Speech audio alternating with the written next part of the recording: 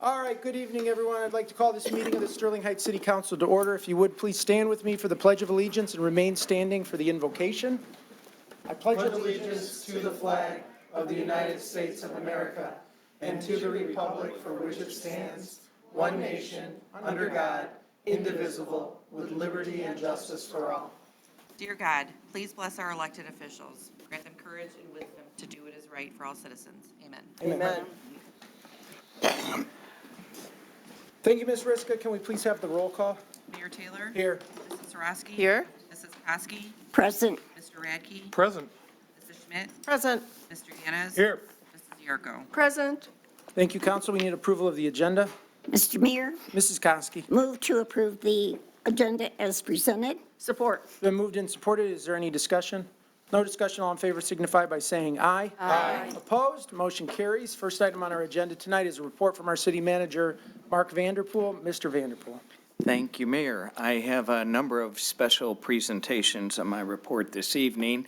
I think you'll find them all really interesting. And we're going to kick it off first with debuting a new and exciting messaging program to better connect, enhance the way we connect with our residents and businesses.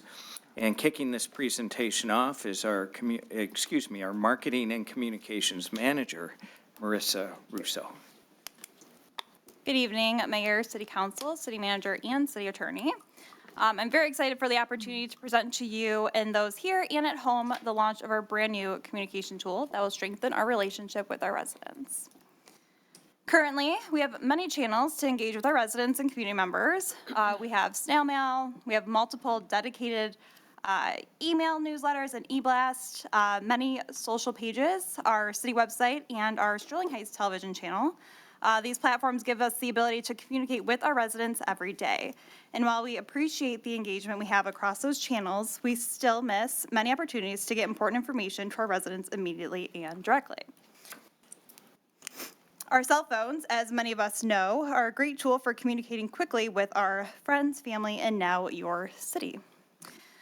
Text marketing and communication is a powerful tool because of the high open response rates, direct and immediate communication, and cost effectiveness, making them a valuable channel to engage with our community.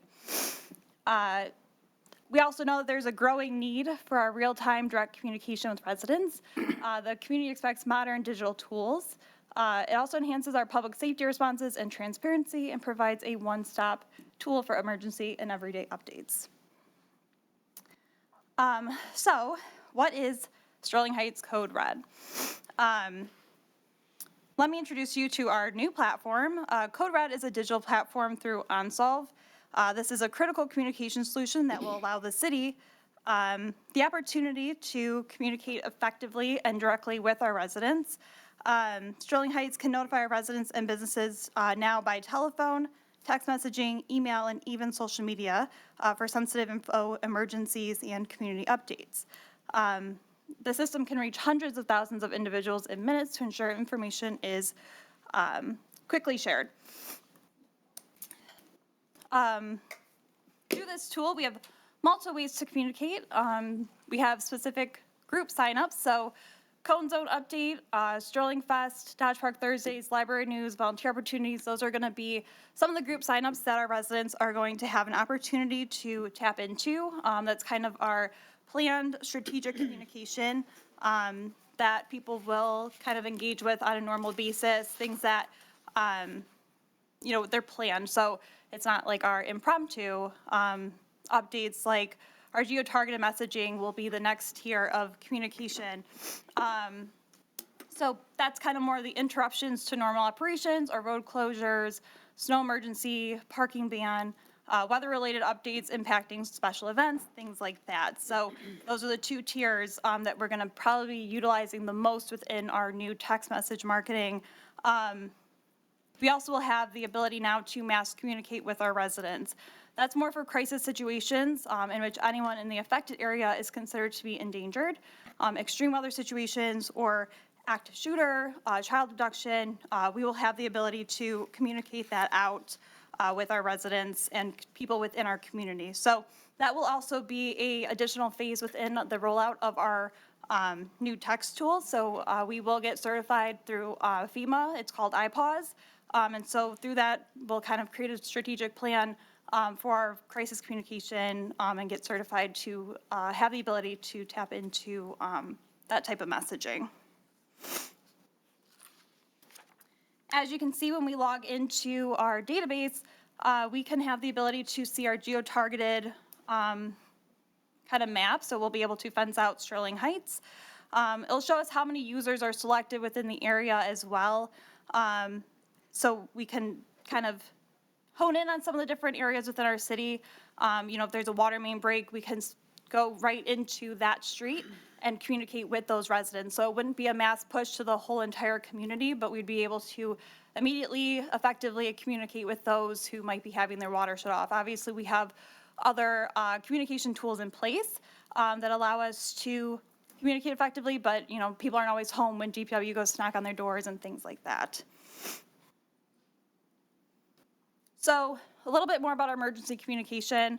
Snow emergencies and parking bans fall under that, right? And then we have our extreme weather conditions, cooling and warming shelters, major road updates, boil water alerts, large-scale event communication when, there's a disruption.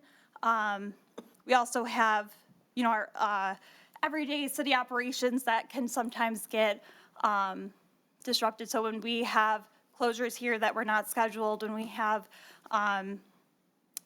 things that like our trash might be delayed for, whatever reason, we have to communicate those out and make sure that we're hitting people directly. The plan of action that we generally are utilizing is not going to change so much. The code red is going to give us a better opportunity to directly target people, but we still are going to do the practices we've been doing, right? So press releases to our media contacts, social media posts on our pages as well as in our story. Our website article will be updated. We'll have a banner across our web pages, and then code red will now take the place of our previous listserv. So we'll be able to utilize our list in code red specifically to text, phone call, and email. And then we will be using our SHTV channel as well. So group signups, as I talked about, these are kind of more of the fun topics, the things that people want to know. You'll be able to tap in when you're creating your account and making sure you're signing up for those updates that are really important to you. They're not the things that we're probably mass sending out to our geofence location or things like that, but we want to give people the opportunity to stay informed on the things that matter to them. So that's the road projects and updates that, are maybe scheduled that you kind of care to hear about. That's going to be the things that, like I said, are pre-planned. We have Sterling Fest. Everyone loves to get their updates, find out the latest headliners. Not everyone's following us on social media, so this makes sure that you're getting that directly texted to you.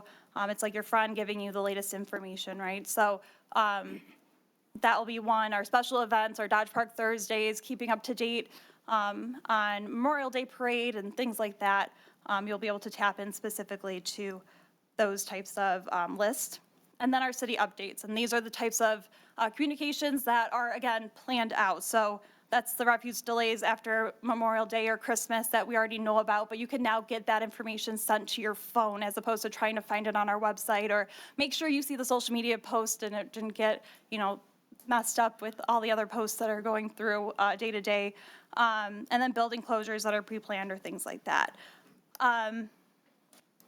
So how do you sign up for our text message alerts or our new code red? You're going to visit sterlingheights.gov/code red. And then we're going to text. You can have also the ability to text SH connected to 24639. So easy code, text that, you're signed up, but it's really important that you do log into the account and sign up as well, so we can kind of capture your information. You can tap into the different lists that are available to you and that sort of thing. But very easy, just text SH connected to 24639. If you save the 24639 into your phone as Sterling Heights, that's going to be the number that you're going to be receiving any future communication through as well.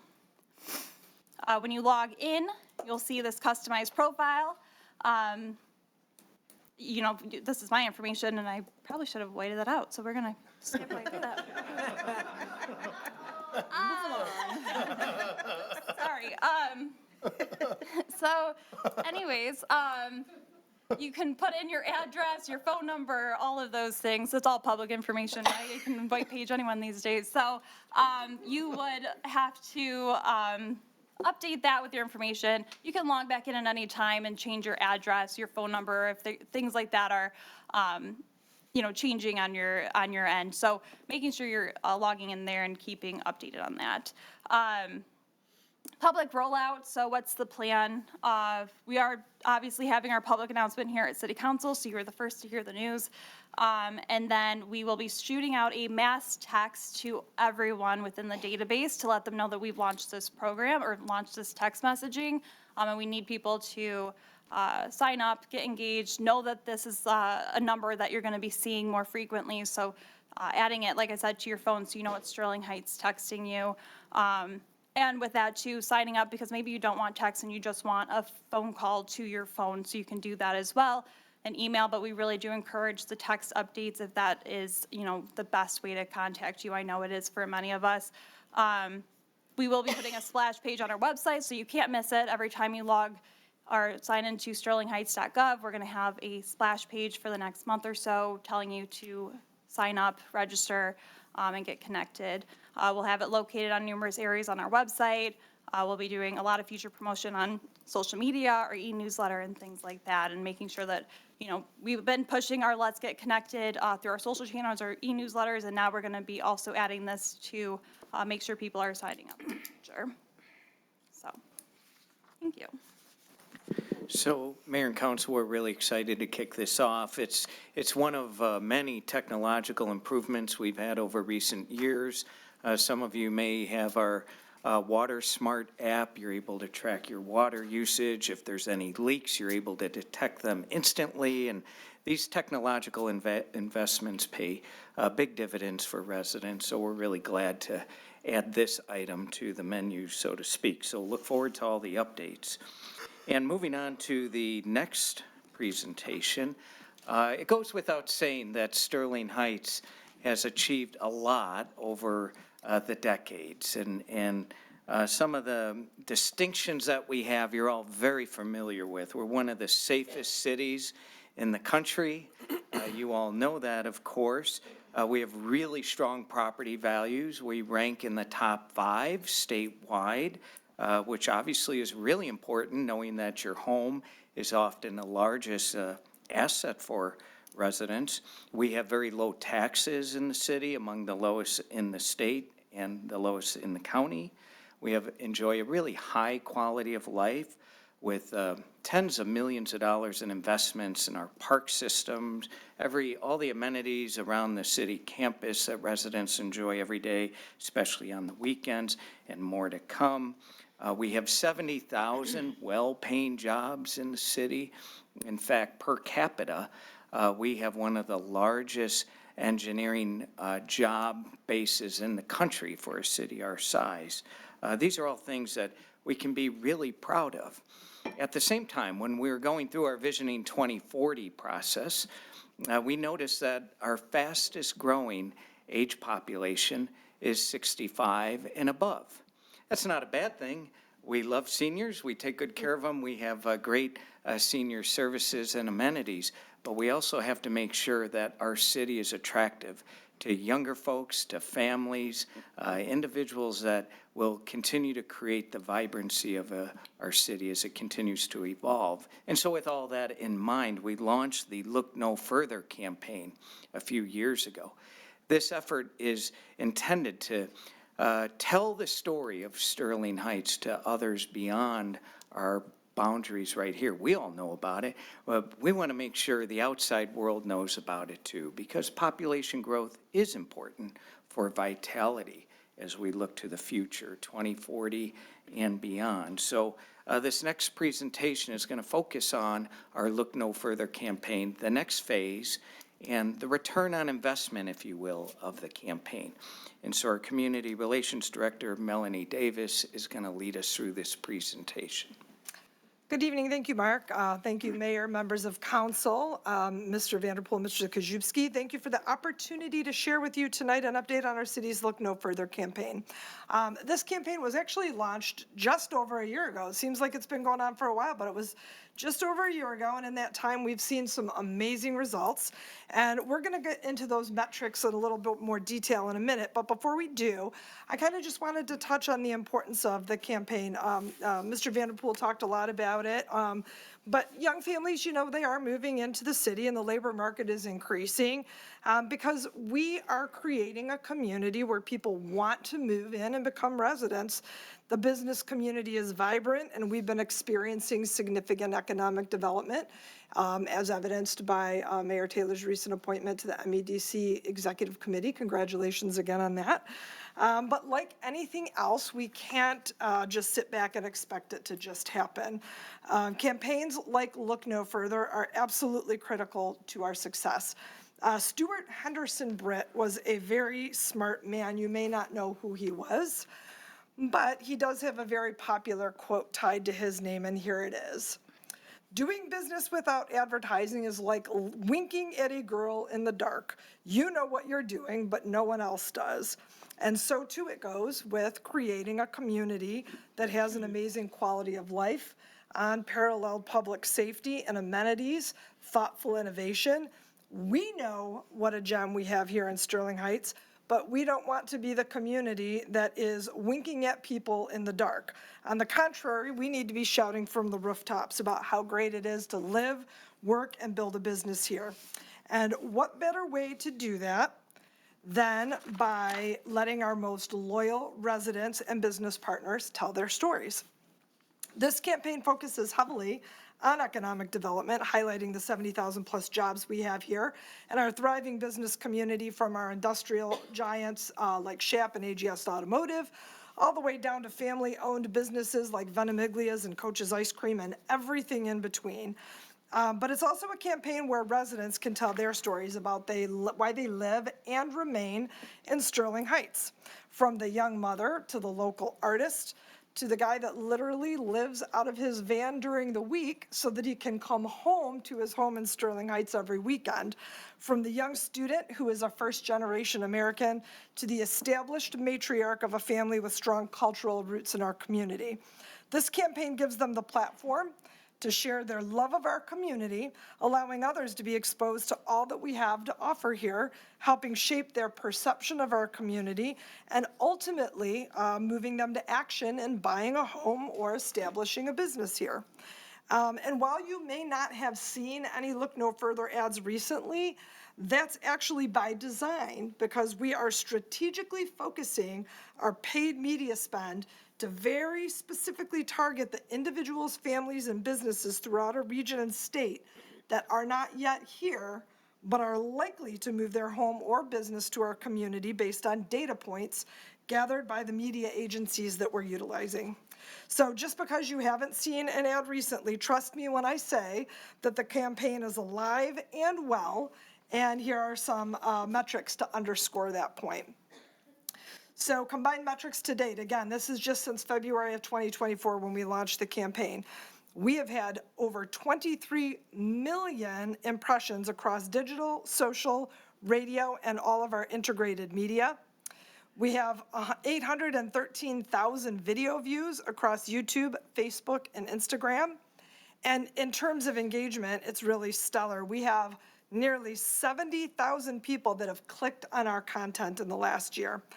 Reactions to our campaign videos are over 11,000. So a reaction would be like somebody saying, I like or love a post that they saw on Facebook, for example.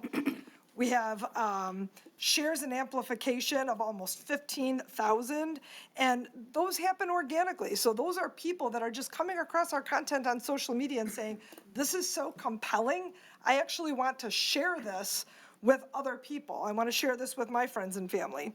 And almost 1,000 comments on our posts on social media. Other stats, we've driven more than 5,000 visits to our Look No Further campaign page on our website, with our most engaged cities in Southeast Michigan being others from Sterling Heights, and then including Warren, Ann Arbor, Dearborn, Troy, Pontiac, Clinton Township, Grosse Pointe Park, Hamtramck, and Southfield. Better yet, we have increased engagement and video views in our content with audiences interested in things like real estate, mortgages, business professional services, and more. That's based on audience data from Google. And we found that Instagram is our most popular social media delivery channel, with the city reaching more than 27,000 unique accounts on Instagram. So the combined metrics for this last year have just been amazing. The average person in our targeting pool sees our ads between 5 and 6 times. So I think you can all agree that that's a great start. We're off to a great start with the campaign. And now that I've brought you up to speed on where the campaign is currently, I'd like to invite Brandon Chestnut from Identity, our campaign's agency partner, to the podium. He's going to be sharing the exciting next pieces of creative, what you can expect to see next, and how we will be evaluating the campaign's success as we move forward, with metrics that demonstrate how we're changing attitudes and perceptions among our target audience, and ultimately over the next several years, how we are moving them to action. So, Brandon? Thank you. Members of council, Mayor Taylor. It's been a few months since I was up here since my previous soft shoe dance when I kind of explained what our purpose was. But if you recall, in our last presentation about Look No Further, we had a very specific structured plan over what the next 5 years would look like. As we're entering phase 2, we have not only some exciting ideas and activations that we'll be sharing with you, some of which were ideas that were shared directly by council that we took to heart and wanted to apply, but we've also been working with some of our most important residences and economic powerhouses to set up what would become the next phase of this campaign. So to start, to sort of set the mood for things, we do have a video that we like to show to give you an idea of what we've been working on and just some of the voices that we'll be seeing and amplifying, especially over the next few months as part of this. Can we play the video?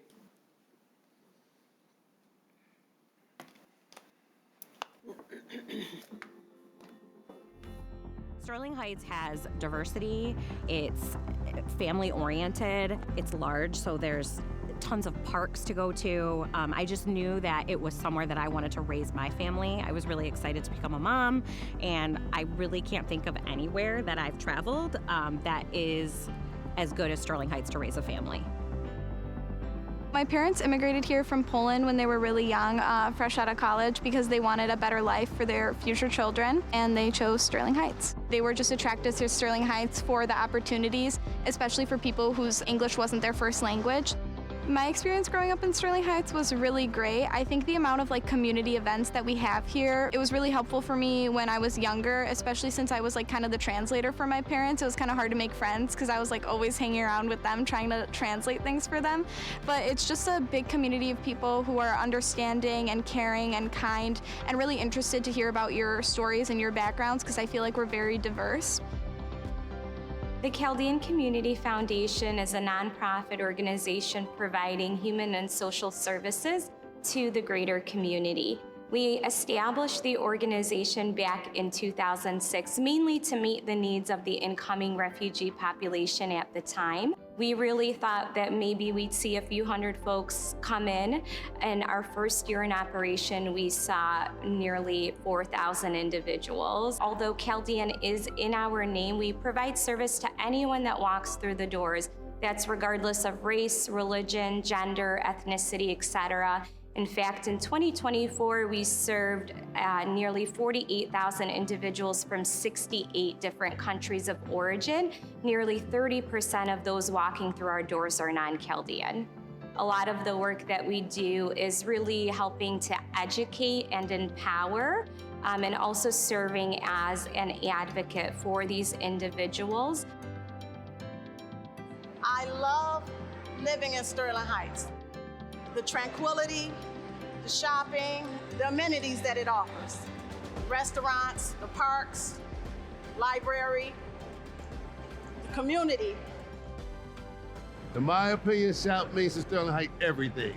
Obviously, it's a major manufacturer, and it has a big footprint here. I believe the relationship is a give-take relationship. We give to the community, not just in commerce by supporting the business around here, but we give in charitable events.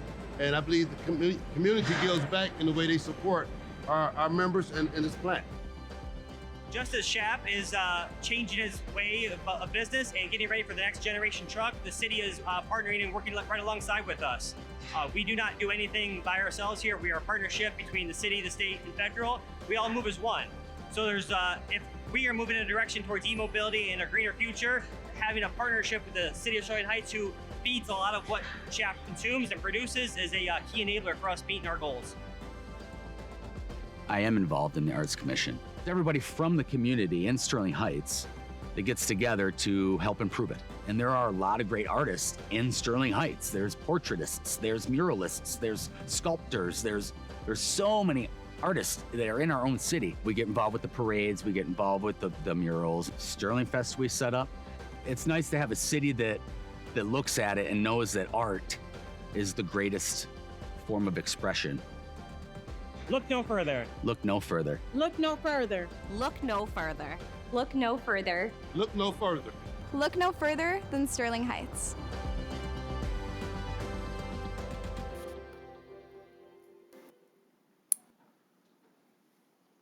Well, before we go a little bit further, one of our special storytellers, Leah Mitchell, is actually here. I just wanted to recognize her. Oh, she's with Baby and Toast, the newest resident. But just want to thank her for taking time from her, busy life and family to kind of share her story with us, which we thought was so beneficial as we talk about bringing more residents in and showing all different types of families and people that are part of this community. But what you just saw is actually a specially cut video that really no one has seen. We've combined a number of the interviews and stories that we've had to show something specifically to council because, one, each of those individuals that we interviewed, as well as our work with SHAP, we have some incredible footage. We worked directly with Stellantis. They were hand in hand with us when we asked them if they would be part of this.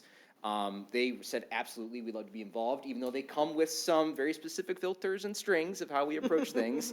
But the fact that we were able to go in, film, show what that's like, show the different residences that are also residents that are working there was a big deal. And we have one of our biggest economic powerhouses that it's like, we want to play ball, we want to be behind this. And I think that's going to help us open a lot of doors for other companies that maybe would not be sure what to do to be part of this program and really create a new way for us as we talk about phase 2 of the program. So things that you'll start to see, I know that we had shown some previous creative that we're using. We have some amazing new visuals that will be rolling out into the community, as well as the video that you just saw and different cuts and components of that will be rolled out over the next several weeks, and some of which will be going live immediately. We wanted the council to see that video first before we rolled it out to our community and the rest of the audiences that we're targeting, but we're super excited to see just some incredible visuals coming from these members of our community and great organizations and businesses that are really helping to shape what exactly we want to communicate. And as Melanie mentioned, we're at a point where 12 months in, we're really living our mission. We are here to continue to show the audiences that we're targeting that not only does this city provide the information, the resources to give them what they need to thrive, but we want every resident, we want every business, we want every organization to kind of take that moment and really leverage what the city has to offer to live their best lives. If you remember when we sat in the original presentation for this campaign, that was our focus and that was our goal. And we're continuing to live that as part of this campaign and what we're rolling out to the audiences, not only here, but throughout Southeast Michigan and beyond. There's a few other pieces that we wanted to highlight as part of this as our action plan. When we originally presented our ideas, we talked about what's the difference between awareness and attention, and then impact in showing some actual information that we can digest and utilize to make better decisions, as well as craft different types of marketing and outreach to communities of interest. So some things that are changing right now as we roll out this next phase of our campaign. One, we have some very intentional audience targeting. We've kind of enveloped the different cities and areas around Sterling Heights that have audiences that match our criteria, a few of which were mentioned, but we're looking for ways to look at the people that are maybe making a decision between one of our neighboring communities and maybe moving here or expanding their business into one area into someplace else. And we want all those eyeballs to be fresh and people that are maybe not living here immediately, but could be our next resident or could be our next business owner that's in the city or looking at for a level of expansion. We also have some select campaigns like the Hero one we just showed that we'll be running to the community. We want them to celebrate it. There's some incredible stuff in there, and we want our folks in Sterling Heights to be part of it. So you'll see some of that rolling out and be repeating on regular, and we know residents have seen it. As mentioned in the previous part of the presentation, the average person saw our content pieces about 6 times, and I can't tell you how many people that I know that we work on this campaign are like, I've seen it. So it's been a big part of our success is having that repeat and recall as part of the campaign. We're also rolling out some new channels. We're going to continue to leverage what we know works, which is the most popular social networks and channels available to us through Google, Meta, and Instagram. But we're also rolling out new streaming radio on Spotify. We have new 30-second spots that we've recorded that are audio only that also take snippets and interviews from some of our videos and make them available across podcasts, music, very strategic targeting in the same communities, as well as leveraging platforms like Hulu that allow us to actually go right into someone's home and leverage the biggest screen in their house for minimal dollars. So we're rolling out these different campaigns in 30-second spots that will be showing up in households within our target cities over the next several months. In addition to the digital advertising, we have new community voices that we're bringing on. One of the ideas that Councilwoman Koski mentioned was how do we show better representation of how people are moving into the community, the realtors that we can work with. It was an idea that we really liked, and we have teed up an idea for a local realtor that can talk about what it's like working in the community, how they're bringing families in, maybe they've helped them upgrade. We're going to shape that story as part of this next phase. We're also looking to identify other business owners that have expanded inside the city that have looked to this place as their next element of growth, the next catalyst they needed, or maybe have worked with the city for incentives or other opportunities to make that happen. And also putting some faces behind successful city programs like Citizens on Patrol. We got a great opportunity to show some additional voices and behind those because it's one of the areas we have yet to touch as part of the campaign. But the one thing that we're most excited about as we talk about shifting from awareness to more impact is survey data. So we have some strategic partnerships. We also have some groups that we're working with that are going to allow us to ask questions into very specific audience pools, what they've heard about the city, what do they think they know about the city, what's some information they'd like to learn, and what are maybe some misconceptions we can start to shape. The interesting part about survey data is it can be as big as we want or as focused as we want, and we're working with different avenues and channels in order to relay that information and start to collect it that we can track and revisit over time. So you'll start to see those come out. We're also utilizing our city tools and communications to address that information and to send out survey questions around what they've heard about the campaign, things they've seen, any questions they might have, and how we can shape different types of stories or even nominate people to be our next group of storytellers as the campaign continues. But as we think about the balance of the summer, we have some really exciting activations as part of Look No Further that we just wanted to share with council. Some of you may be involved in, depending on where they go. The first is an exciting partnership with Jimmy John's Field and the USPBL. We were looking for ways of who is bringing in not only people who are willing to go to events, maybe spend money, but to have a great experience and entertainment in our backyard. And we worked directly with Jimmy John's Field and the USPBL to create a custom Look No Further campaign engagement on site. So not only will we see some regular visibility at Jimmy John's Field for our Look No Further campaign, but we've customized some of the activations that we'll be creating. One, there's going to be a Sterling Heights trivia night. So we're going to be able to craft questions of, did you know these things about our city? And those who come in from Macomb County, Oakland County, Wayne County, wherever they might be, are going to learn a little bit about the actual city with a host in game. I mean, think about when you've been to a sporting event and someone activates it in real time. It's going to be all about us and Look No Further. We're going to have a special discounted ticket night. We can shape what that looks like. The city can sponsor it to bring people in or maybe bring in groups that are close to the area. And if he's willing to get a couple warm-ups in, Mayor Taylor has been identified to potentially throw out a first pitch. No warm-up needed. No warm-up needed? All right, good. But we thought this was an exciting way to not only be close to our backyard, but essentially come in and kind of take hold of that community throughout the course of its season. And we can be very, very creative in how we roll out different messages. Additionally, they have access to thousands of emails, and we can use their email database to send out some of our maybe questions or shaping of information as part of our partnership. So again, we're looking for groups that we could align with that give us access to people in nearby communities, and we can ask them questions about what they know about the city of Sterling Heights, our campaign, or other important information.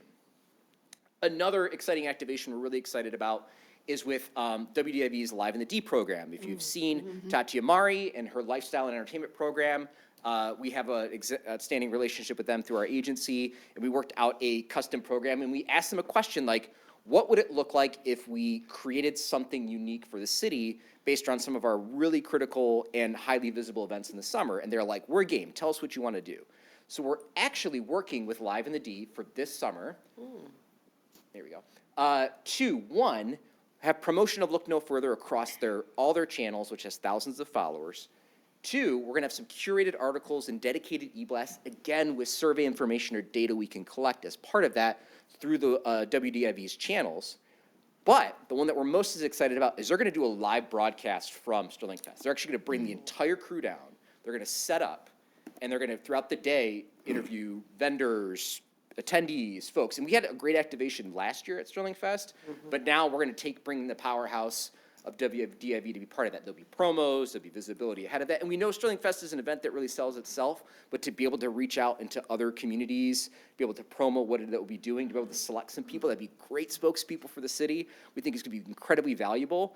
And whatever we create is gonna live on as part of that. And they were really excited about it. And it takes a lot for a station to be excited about leaving the station and coming someplace to activate. So the fact that they were willing to do something custom with us and they'll be on site as part of it and also help us to amplify other summer events that'll be taking place, all under the banner of Look No Further in the city. So we're really excited about these things. They're gonna be happening in the next 60 to 90 days. You'll see some actual things. And I'm glad that gives time for no warm up to happen. So we're glad that we can jump right into that opportunity.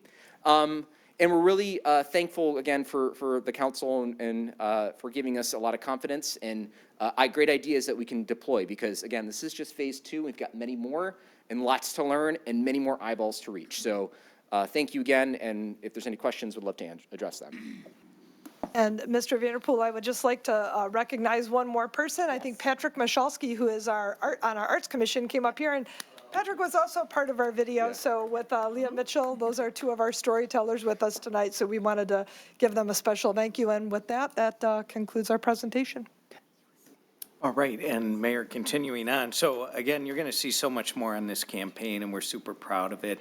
And we appreciate the community and the mayor and council's support of this effort. And I know that the mayor and council take great pride in recognizing our award-winning departments.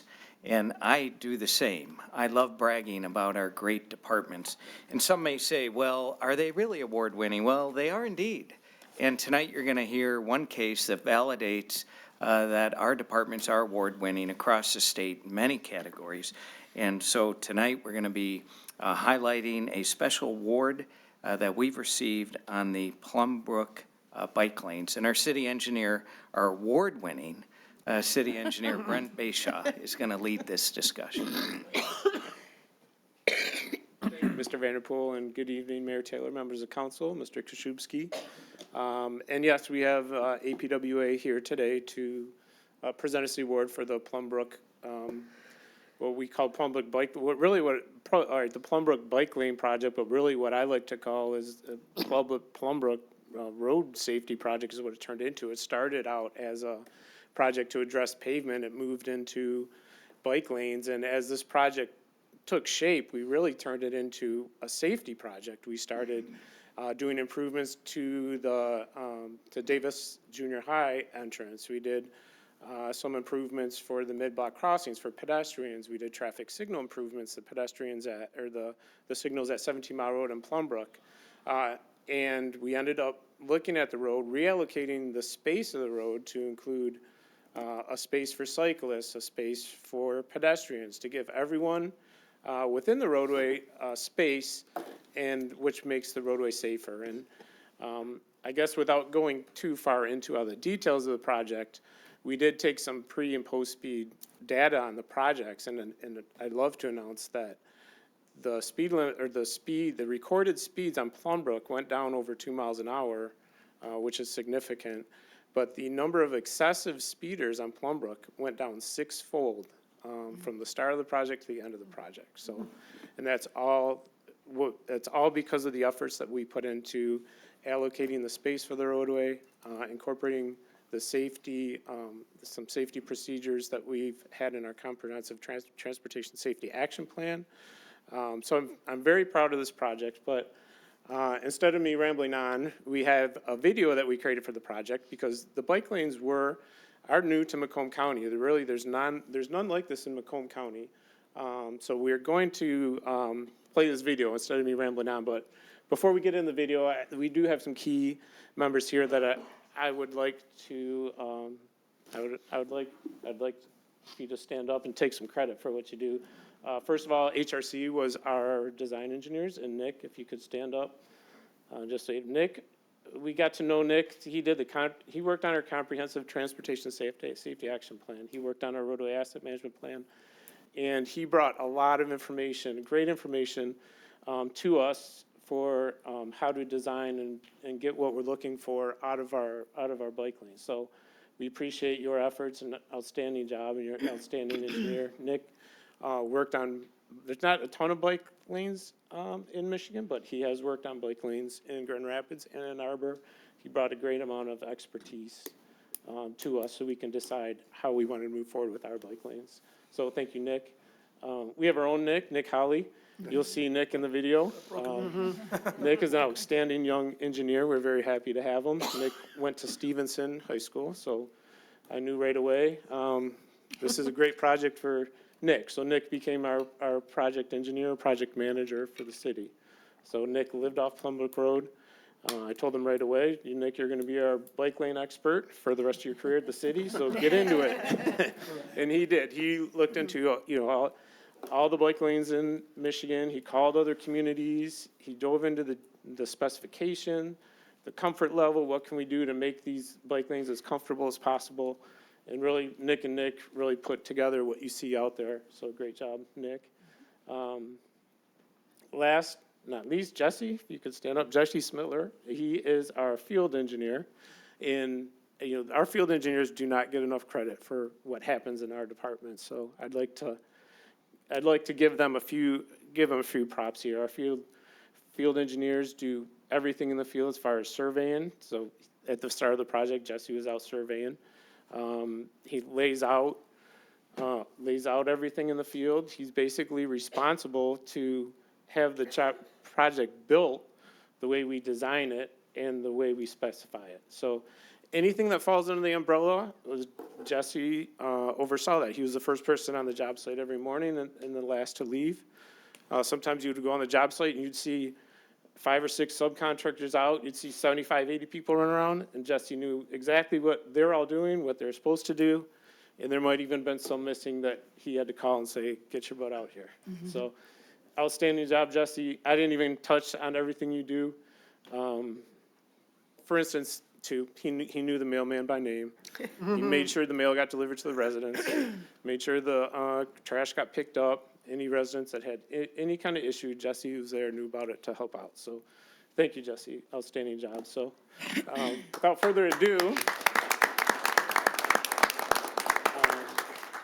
I'd like to play the bike lane video that Community Relations and Nick put together. So.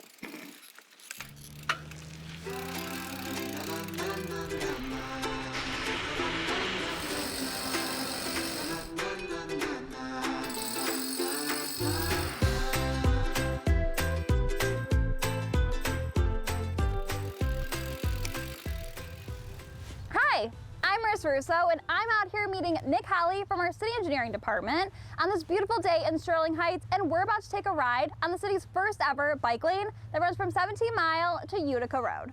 In every major city now, you'll see a bike lane. Royal Oak, Detroit, Ferndale, Oak Park, Ann Arbor. These cities we used as a reference for when we were designing ours. So why would we want to implement the use of a bike lane here in Sterling Heights? So one of the benefits of a bike lane is providing a safe place for cyclists to operate without, having to maneuver around pedestrians and dog walkers, skateboarders, rollerbladers on the sidewalk, and not having to worry about cars when riding in the roadway. It just provides them their own designated space where they can do what they do best. There are many reasons why we chose Plum Brook for our pilot program. It met a lot of the criteria that we were looking for.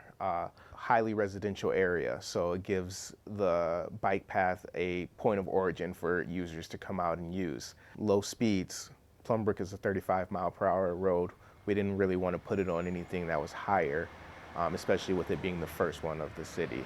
Connectivity that comes along with Plumbrook is very important. The Dodge Park Trail system ties into Plumbrook along Dodge Park. The Iron Bell Trail, which we know goes all across Michigan. These were very important options as to why we chose Plumbrook as our initial pilot program for the bike lane. So we're just west of Dodge Park Road at San Angelo Drive in Plumbrook. I know there's bike lanes in other communities, but ours looks like it has a little bit more safety features in mind. Yeah, you're absolutely right. Why don't we take a ride and we can pause at some of these safety features? Our engineering department implemented the buffer zone to provide extra security. We added delineators, we hashed out the buffer zone, we added green paint and heightened awareness areas. We took all the best practices that aren't needed but are preferred and made sure that we put them as part of this bike lane. So here we are at the corner of Plumbrook and Dodge Park Road. Can you tell me a little bit more about this intersection? Sure. So the idea when approaching this intersection is we wanted to keep the cyclists and drivers separate. The best way we did that was creating the buffer zone that you see here on our left, as well as adding delineators, which are to come. The idea is that they just add an extra mode of protection so that you feel safe while cars have their turning movements here. And then I know that this will take you north to the Dodge Park Trail. How would somebody get and move about this intersection? Sure, I'd be happy to show you, but the idea is that for the more experienced cyclists, they would just go directly through the intersection, and on the crosswalk is where they would decide if they wanted to go north or south on the Dodge Park Trail. If you're more beginner or intermediate, then we suggest you use the crosswalk and safely cross the road. Regarding the Shaner intersection, so years ago when you would have, let's say, a right turn and you had a bike lane there, the cyclist was in more risk being on your right-hand side if you, as a driver, were also turning right. Design guidance now points that we create a merging lane for right turn and cyclists. This puts the cyclist now on the left-hand side of the driver for those who are turning right. All right, now that we've crossed Shaner, do you want to explain a little bit about what's happening at this intersection? Yeah, so looking head on at it, it can seem like there's a lot going on. You know, you got your right turn lane, you got your through lane, and a bike lane right in the middle of it. But right over where we just rode through, over my shoulder, you see how the bike lane was on the right-hand side and we decided to merge it and place it in between the two lanes.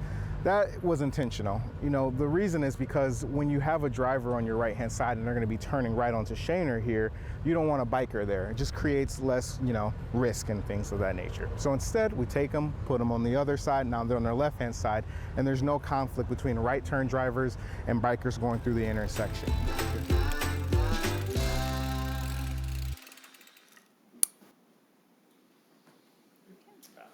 So great job, Community Relations, putting that video together. And lastly,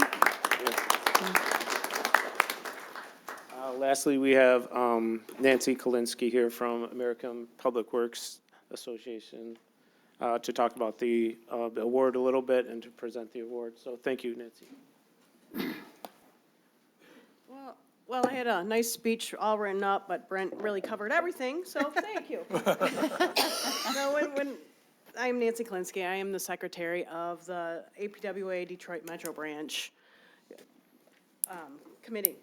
And when we started scoring on all the submitted projects, we soon realized that this project went from a standard road resurfacing project, and it morphed right into an innovative multimodal project. And we could tell that right from the beginning. I know although the bike lanes are not a new concept, they are new to the city, with this being their first, and some of the first in the county. We could tell that the city's consideration for their residents' wants, needs, and safety was very evident in this project. And the city's decision to add the multimodal improvements pushed this project right to the top of the category. So the APWA Detroit Metro Branch Board is pleased to announce that the Plumbrook resurfacing project as the project of the year for the $5 million to $25 million quality of life category. Congratulations.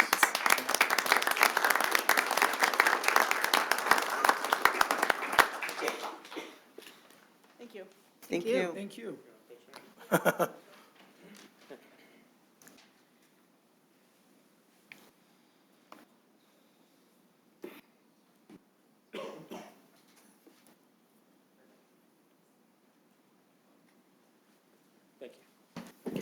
And Mayor, just a couple of closing comments on my report. Please, residents, take note of our Cone Zone page on our website to get the latest information on all of our road projects and closures and so on. It's going to be a really busy summer with road activity. It's already started. 18-mile road is going to be a very complex project. The bridge is being ripped out, so please take note of that. In fact, the road will be closing and will be closed through the end of July. So please go to our Cone Zone site and sign up for the alert so you can get up-to-date construction activity, especially if you're in a neighborhood where you have road work going on. We want to make sure that you get regular updates. And also, we have a number of DPW cleanup days coming, and they're all very popular. Many of you participate in these. Shred Day will be on April 12th at our DPW facility. The Hazardous Household Waste event will be on April 19th. The Electronics Recycling event will be on April 26th. And then we have our Cleanup Saturday events at DPW, where you can take various goods to DPW that you normally can't set out at the curbside, and that is May 10th and May 17th. So please see our website for more detailed information.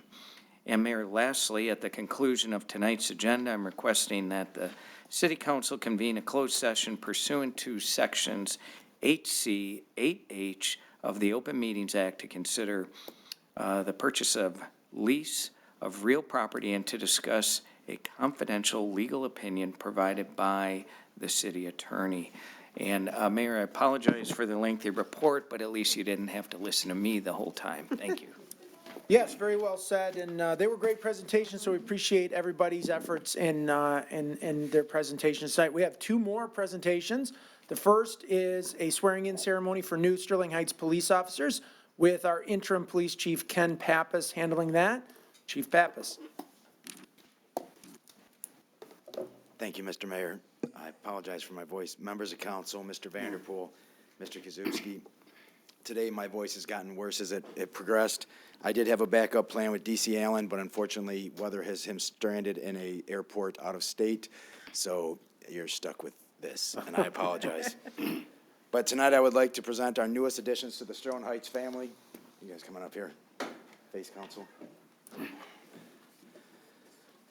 First, we have Daniel Brockman. He's 26 years old, lives in Romeo, attended Armada High School. He was a Marine for 4 years. His prior experience is Lapeer County, and he comes to us from the Detroit Police Department. I hate to go into a long story because of my voice, but oddly enough, a couple months ago, I was working out at the gym. I work out about 4:30 in the morning, and I see this kid I never seen because it's the same 15 old people in there all the time. And he's wearing a memorial shirt for an officer that had fallen, and so I say, are you on the job somewhere? And he says, yeah, I work for Detroit. So we strike up a conversation, and I said, listen, I was in your shoes. The best move I ever made was to come to the city of Sterling Heights. It's a great city. It's the best city to work for. You need to come work here. And he says, okay. And I said, but the problem is you only have about 3 days to apply because our deadline is closing. So I need you to get onto this website, take this test, and you need to come. From talking to him, he's a squared away individual. I could tell he's a sharp kid. And so he's like, well, can I get your contact information? So he calls me and he says, hey, there's no test left open. I said, what? So then I call the testing agency. I get them to open up another day of testing. He takes the test, and here we are 2 months later, just by a chance random encounter. He's never worked out there before. I don't even think I've seen him since. He just happened to be. Just that one morning, he was there by chance wearing that sweatshirt, and it worked out that now we have Daniel in our department. So I'm very happy with that. Next to him, we have Krishna Mandaya. He's 23 years old, raised and lives in Sterling Heights, attended a Utica Academy for International Studies. He's a Macomb County Police Academy graduate. He comes to us from Grosse Pointe Woods Public Safety. All right. Next to him, we have Joshua Hillwig, who's 21 years old, also born and raised in Sterling Heights, attended Henry Fire II High School, Macomb County Police Academy, and he comes to us from Troy Police Department. Pardon me? Henry Ford? Yes. Henry Ford II, yeah. That's what he said. Yeah. Well, two of them, I believe. Oh, no, this one, Alejandra. Alejandra also attended Henry Ford. Was born, he lived in Shelby Township, but he lives in Royal Oak now. or Oak Park, I'm sorry. He's 28 years old. He's got his bachelor's degree from U of M. He was part of the Detroit Police Department and comes to us from Wayne State University Public Safety. Sorry. Are you guys ready? Yes, sir. This is going to be interesting. Raise your right hand. I state your name. I, Dana Brockman, Do solemnly swear do solemnly swear that I will support the Constitution of the United States that I will support the Constitution of the United States and that of the state of Michigan, and that of the state of Michigan, and that I will faithfully discharge the duties of police officer and that I will faithfully discharge the duties of police officer in and for the city of Sterling Heights, and for the city of Sterling Heights. and that I will strive to maintain the highest standards of that department I will strive to maintain the highest standards of that department to the best of my knowledge and ability. to the best of my knowledge and ability. Congratulations.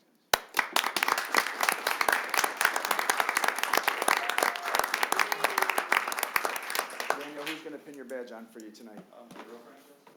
Jessica. The reason we met.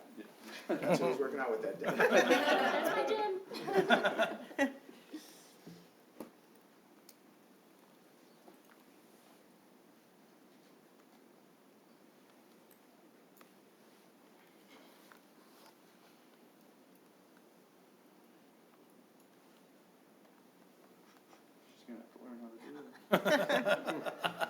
She's also attending the police academy in May. Oh, there you go. You get on? Good enough. Good enough. Daniel, would you like to say a few words? Yes. Oh, I'm sorry, go ahead. I love you. I just want to thank City Council for having me tonight. Thank you, Chief, for the opportunity and giving me the opportunity to be here. I'm very excited to work for the City of Sterling Heights. Thank you.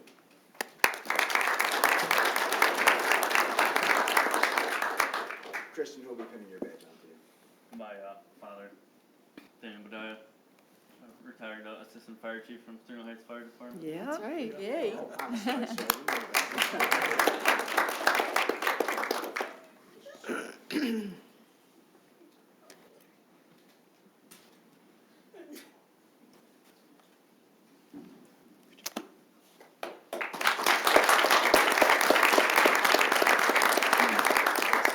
Yes, sir. Why don't you come over here? City Council, just nothing short of excited to be starting here. We're going to help better the community that born and raised in. As you can see, public service is very important in my family, being a suburban generation. So yeah, I'm just very happy to be here. Thank you. Thank you. Joshua, who'll be pinning the badge on for you? My wife, Grace Hood.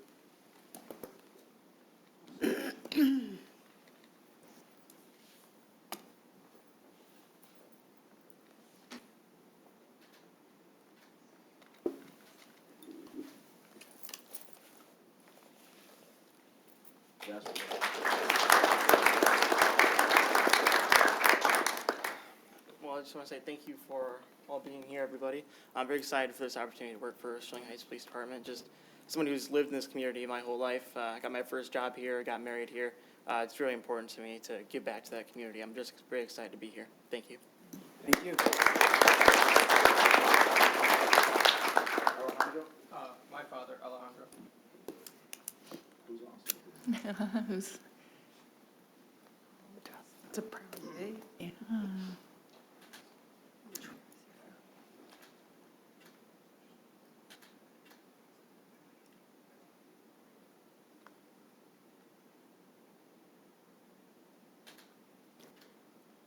Come on, Alejandro, you've done this before.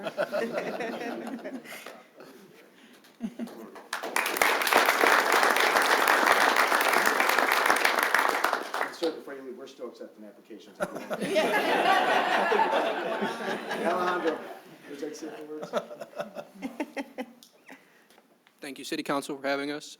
I look forward to the opportunity to work here, and I'm very excited to help serve the citizens of Sterling Heights. Thank you.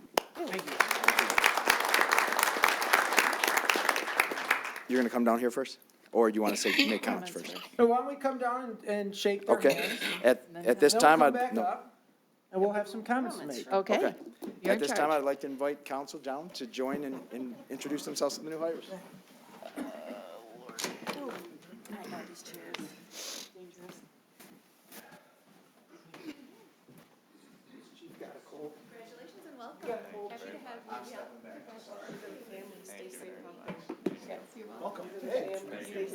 Congratulations. Welcome aboard. Please stay safe.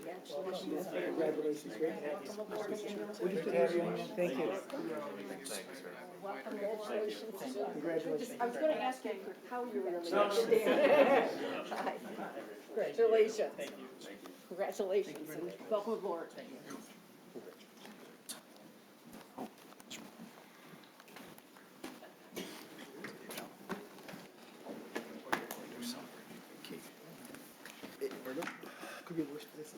I would like to thank the council, city administration.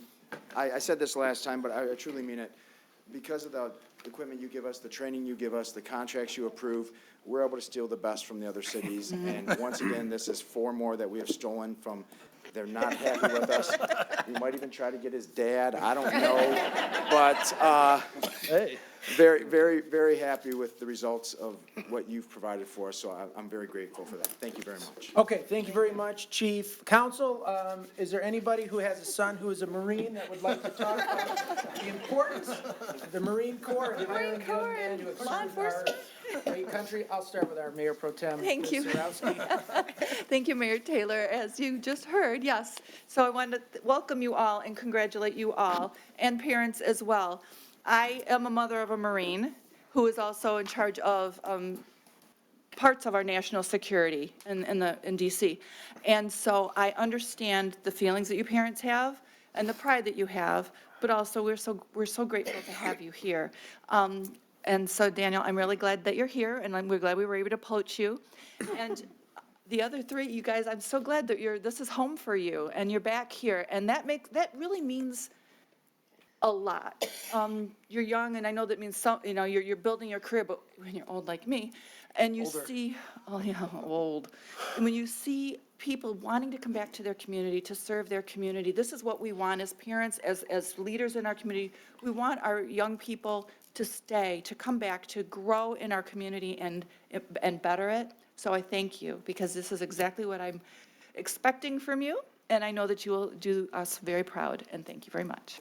Okay, thank you, Mrs. Surowski. Mr. Schmidt. Thank you, Mayor Taylor. I as well would like to welcome you.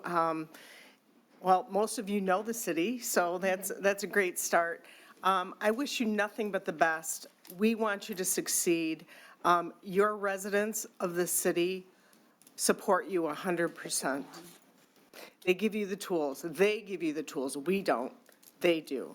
And they know that we have the best of the best. So you're part of that, and welcome to the family. As I said, stay safe. And you know what? We can be kooky sometimes, but we're all family, and we're all in this together. So we all are part of making the community what it is. So I wish you well, and stay safe. Thanks. Mr. Radke. Thank you, Mr. Mayor. This is my 8th year on council, so we've approved a lot of officers. But it's always good to see some homegrown talent right here in Sterling Heights. Are some of you firefighters too? I said, heard public safety. You're a firefighter? That's amazing. Even more, it's kind of bridges both sides of your family, I guess, you know. Yes. That's very cool. Mm-hmm. Sterling Heights, we have the highest standards, and we're going to expect that from you. We're going to expect the best, because our residents, they want the best. And they, like my colleagues have said, they pay for the best. And we expect the best, but we know you're going to deliver that. And we're going to be right there behind you. Whatever you need, this council and the residents will give it to you. But with that expectation, we have high expectations. So go out there every day. I want you to stay safe. I'm just so touched tonight that so many of you have a tie to Sterling Heights, because we're building it back up. It's not just that you went to school here, but you're choosing to serve our community. And I know that we're getting the best, because Acting Chief Pappas tells me that we're getting the best. And that's amazing that on a one-off encounter you decided to come here, but I think you made the best decision of your career. You're going to be very happy here. Maybe you'll find a home here. Who knows? But we expect a lot, but you're going to deliver a lot for our residents. So I want you to stay safe. I want to thank your families for being here and for letting you work here, because as we know, public service isn't as sexy anymore. There aren't a lot of folks going into public service because you're not making a lot of money. You're giving of yourselves to your fellow residents. That's something very important, and we appreciate that. So I want you to stay safe. I want you to do the best you can and know that we're with you on that. all I have, Mr. Mayor. All right, thank you, Mr. Radke. Well, we'll just go right in the line. Okay, Mrs. Good Costa. idea. Thank you, Mr. Mayor. Again, welcome to Sterling Heights. Thank you for choosing us for your career. Want you to know also that this council is very, very supportive of our police department. So we're here to help you, give you the tools that you need so that you can keep our residents safe and also keep yourselves safe. We're like a family here. We're here if you need any help or if you have any suggestions or anything to make us a better department. Be willing, comfortable to tell us. So again, welcome. Stay safe. You'll love it here. Thank you. Thank you, Mrs. Koski. Mr. Yanis. Thank you, Mr. Mayor. First, Chief Pappas, I want to say thank you for saying stolen instead of poached.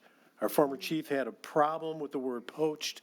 I counseled him many, many times, and he continued to use it, so I appreciate stealing them. So to all of you, I can't say any more than what everybody else said. This is a great city to work for. So I'm a former city employee. I say this every time we swear police officers in, but I don't want to turn that into like a drinking game or something. But I am a former employee. And as a matter of fact, Christian, you know, I worked with your dad. And your dad started before I did. In 92, I was hired in 95. He liked it here so much, he stayed after I retired. And so it's, that shows you what a great department, great city this is. Really, you think about, this is a great employer. I mean, I know you're wearing a uniform, you're police officers, you are employees of the city. This is a great employer. And you're going to live very good lives. You're going to have very good retirements. And you need to, you know, you're giving of yourself, but this city will give back. And the one thing you really need to know about this city is that the citizens of this city love their police department. They love their fire department. They love all the departments, but they love their police department.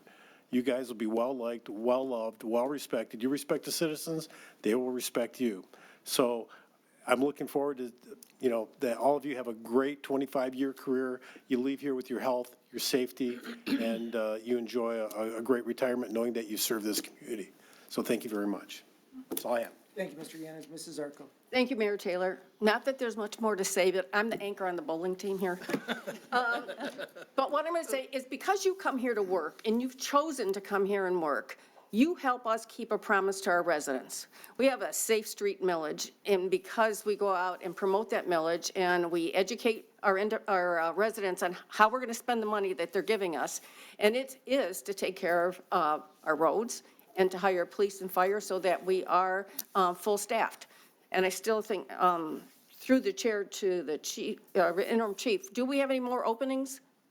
So right now, we are down two individuals, but one of them is in the academy, so we can't hire him until May 15th, and then we have one other spot, so. And it's Alejandro's dad. It's going to be him. I'm going to talk to him after the meeting, and, but unfortunately, we will need 8 more before this year's over due to retirement, so. So I'm hoping that you guys have some friends out there that might want to come here and work. But first of all, yes, we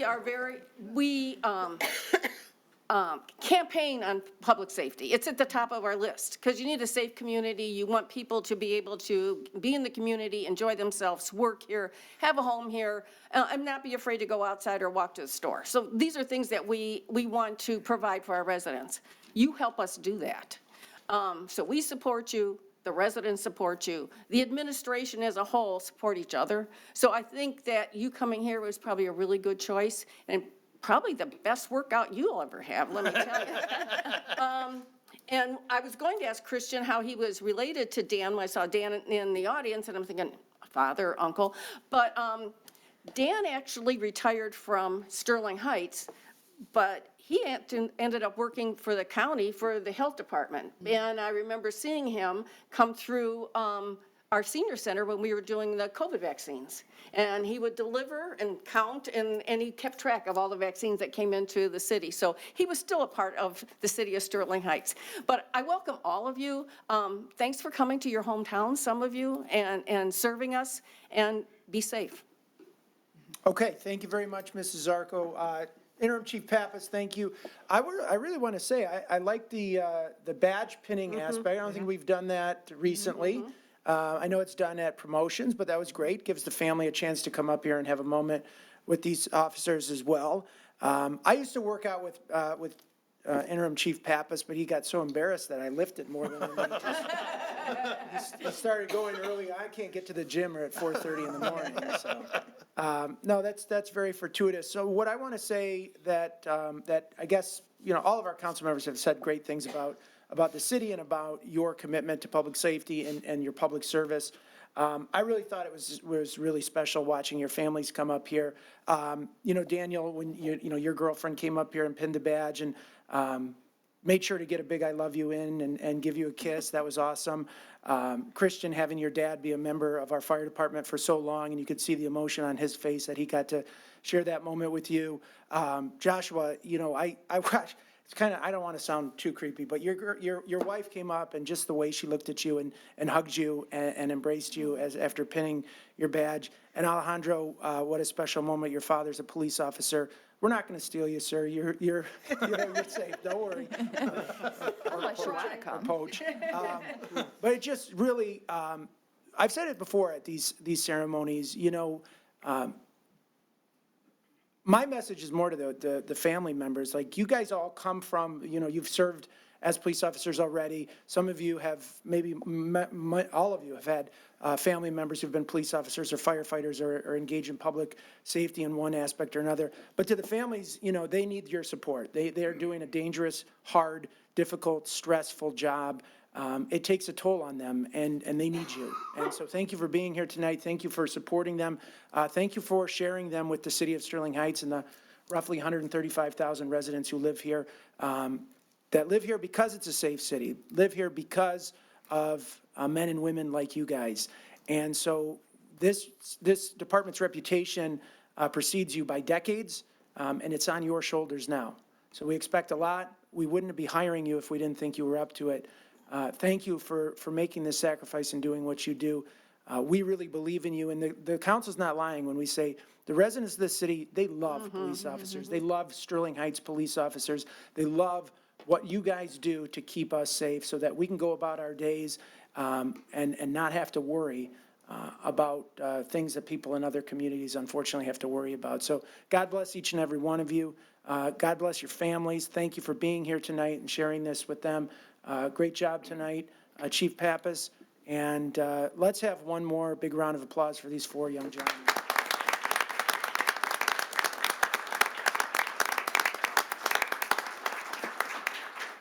Dismissed. Thank you. Thank you, Chief. Have a good night. You too. Thank you, everybody. All right, Did Mr. Yanis say that everybody likes the police more than the fire department? I'm just trying to recap. You did not. Councilman Yanis did not. I'm sorry, Councilman Yanis. Just want to All right. Okay, thank you very much, guys. We appreciate you. Okay, we have one more presentation on our agenda tonight, and that is a Nice Neighbor Award presentation. Is there anyone? Mr. Mayor? Can we Yeah, have a brief recess? We probably should, since I was trying to do the nice neighbor. It's a nice thing while we got this big crowd, but the moment has passed. All right, we're going to take about a 5-minute recess. We will, it's 8:13. We'll be back before 8:20. We'll stand in recess.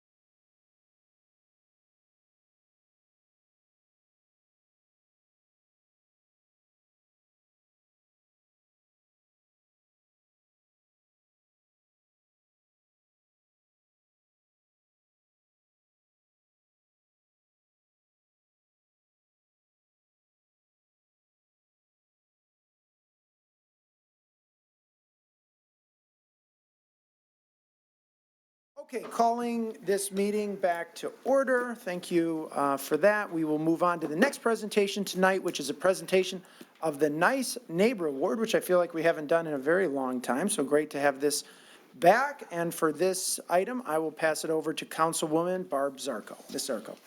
Thank you. This time I'm not last.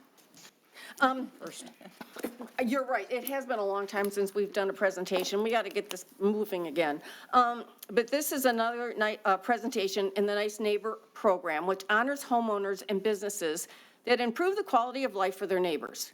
The Community Relations Department is presenting Joe and Dottie Rice for recognition as nice neighbors on account of their exceptional kindness and neighborly spirit. Denise and Doug Werner, residents of Sterling Heights for over 40 years, nominated their neighbors, Joe and Dottie Rice, for the Nice Neighbor Award. Mr. and Mrs. Werner are senior citizens that have lived across the street from Joe and Dottie Rice for over 20 years.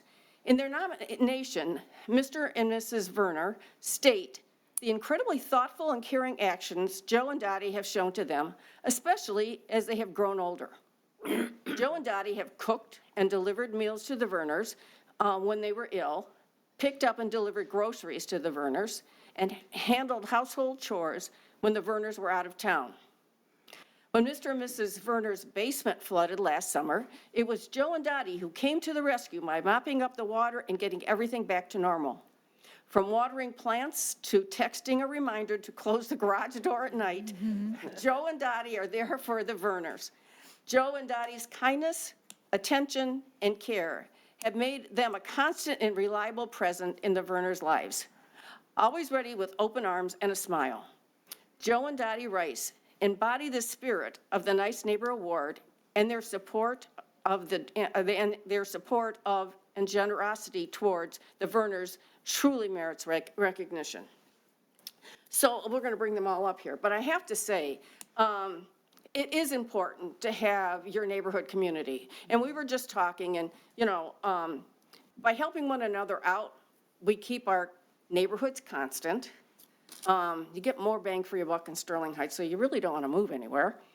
And you help one another. And I think the environment that we're living in right now, this is a great example of how people can work together, help one another, and make the entire city a better place to live. So thank you, all four of you, because I understand from who didn't have to do their snow this summer. Yeah, Joe didn't have to do the snow. So, yes, because Doug did it for him. So that was awesome. So if you'll come up, I'd be happy to give you the award.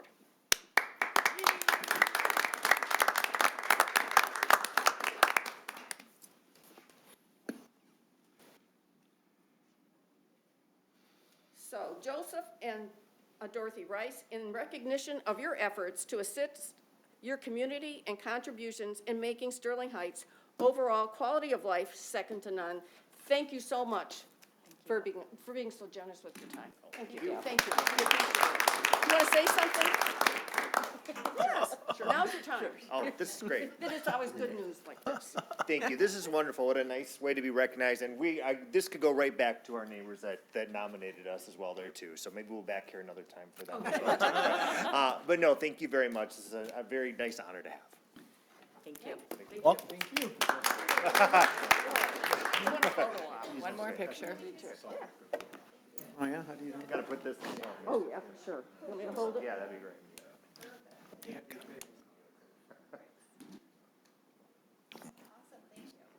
Yes, you already were famous. Oh, that's right, sure. Very good. Okay.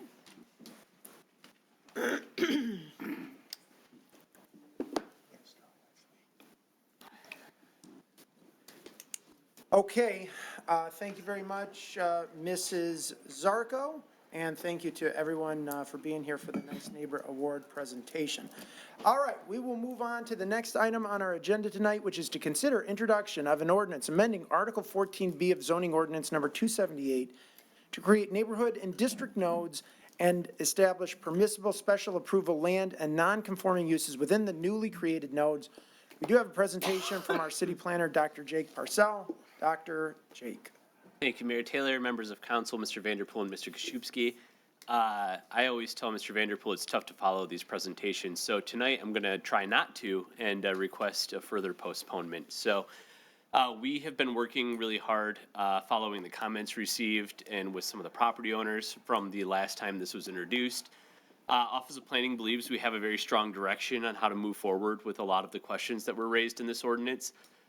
We also would like to bring forth concurrent map amendment as a zoning text amendment rather than link it to the master land use plan. The reason why, it makes it easier to amend that at the council level than reopen the process to adjust the master land use plan future land use map. It makes the ordinance much cleaner. It models how many of our other overlays are rather than this one kind of being uniquely different. So we are requesting postponement at this time till the May 6th regular meeting. This way we would be able to reintroduce the amended ordinance to council and then move forward at that point. We believe that timeline would be appropriate to have all changes considered and bring forth very strong product. So I believe in your agenda packet, the motions or suggested actions needed procedurally would be to withdraw the motion on the floor and then to have a second motion to postpone consideration of the introduction until the May 6th regular council meeting. But I will be happy to answer any questions you may have at this time. But we are just working our way through some of the cleanup that was addressed at the previous meeting. With that, I yield my time. Thanks. Okay, thank you very much, Dr. Parcell. I'll go to the audience if there's anyone that has anything that they feel they need to say, but in light of the fact that this is going to get postponed, is there anyone that would like to speak? If not, okay. So, Mr. Radke, would you like the floor? Yes, please. Mr. Radke. Just briefly, through the chair to Dr. Parcell. We need an action. We need something. So there's an action on the floor. Okay, we do have a motion on the floor. Go ahead. My fault. No problem. You got it. Through the chair, Dr. Parcell, is this coming back as an overlay or is it coming back as just a straight zoning change? It will still be an overlay. Realistically, to do the zoning change to make it its own type of, zoning district, the ordinance isn't written that way. It would then have to go through a substantial reworking to be more like the North Van Dyke Avenue. It would have to include landscaping standards, bulk area standards, height, setback, et cetera.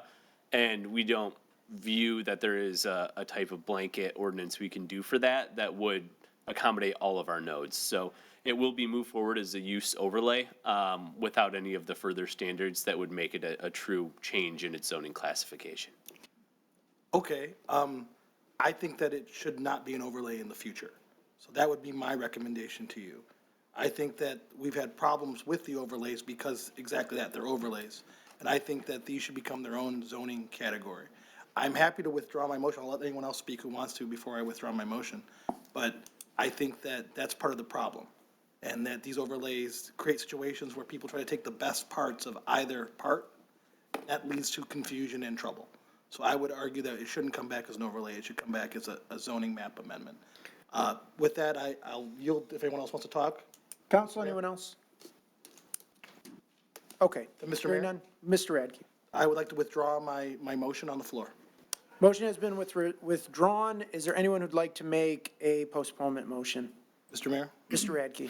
Resolved to postpone consideration of the introduction of an ordinance amending Article 14B of the zoning ordinance number 278 to the May 6, 2025 regular city council meeting. Support. It's been moved and supported with no discussion. All in favor say aye. Aye. Opposed? Motion carries. Thank you, Dr. Parcell. Thank you. Next is an ordinance adoption. This is to consider adoption of an ordinance amending Chapter 23, Section 2310 of the City Code of Ordinances to establish new regulations addressing nuisance conditions relating to permitted non-compliant mechanical containers located at commercial establishments and residential condominium complexes not receiving curbside collection. Is there anyone in the audience who'd like to speak on this item? Not, Council, we need a motion. Mr. Mayor. Mr. Radke. Resolved to adopt the ordinance amending Chapter 23, Section 2310 of the City Code of Ordinances to establish new regulations addressing nuisance conditions relating to permitted non-compliant mechanical containers located at commercial establishments and residential condominium complexes not receiving curbside collection. Support. It's been moved and supported. Is there any discussion?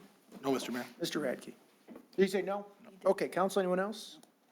No further discussion. All in favor signify by saying aye. Aye. Opposed? Motion carries. All right, next up is the consent agenda. Is there anyone in the audience who'd like to speak on any item on tonight's consent agenda? If not, Mrs. Koski? Thank you, Mr. Mayor. Move to approve the consent agenda as presented. Support. It's been moved and supported with no discussion. All in favor signify by saying aye. Aye. Opposed? Motion carries. Next is a consideration item. This is to consider a request to transfer ownership of a 2024 Class C liquor license business located at 33120 to 33126 Ryan Road from Ryan 14 Incorporated to Bella and Manna Incorporated. And is the petitioner here in the audience tonight? Is there anything you'd like to say, sir? You don't need to. You can make yourself available for questions, but if there's any. Okay, sounds good. All right. Is there anyone else in the audience who'd like to speak on this item? Not, council, we need a motion. Mayor Taylor? Mrs. Sarowski. Resolved that the request to transfer ownership of a 2024 Class C liquor license business with Sunday sales permit, AM and PM, dances, entertainment permit, and extended hours permit, dance entertainment, located at 33120 to 33126 Ryan Road, Sterling Heights, Michigan 48310, from Ryan 14 Incorporated to Bella and Manna Inc., to be considered for approval. Support. It's been moved and supported. Is there any discussion, Mrs. Sarowski? Yes, I would like to just, so through the chair to the petitioner, if you could come up, we just might have some questions. I have just a couple. So this is going to be located on Ryan Road still, correct? Correct. Okay. Is it, so, and are you new owners of this business? Or Yes. okay, so that'll be a nice little change for it. And the new, what is the name of the restaurant going to be?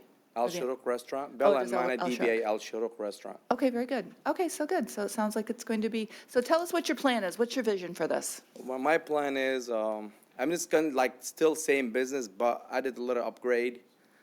Before me used to be like, only like, mostly like men go out in that restaurant. Now it's more like family. Sometimes people have occasions, they'll call us, book occasions, and we accept all that. Okay, great. I think especially where you're located, it's a very good location for Yes, that it is. type of business, and it's needed. There's always more, that, especially in that area, there's a lot of parties going on. Yeah. And family events. We're So I ready think for that's- it. Yes, and I think that'll be great. So I have nothing further, Mayor Taylor. Okay, thank you, Mrs. Sarowski. Council, anyone else? Mayor Taylor? Mrs. I have a Zarko. couple of questions. Yep. Mr. Savaya? Yes. Okay. What type of experience do you have in working in establishments that already have a liquor license? I used to work in a liquor store, and few more things like, I have a lot of communities, like friends in the community, and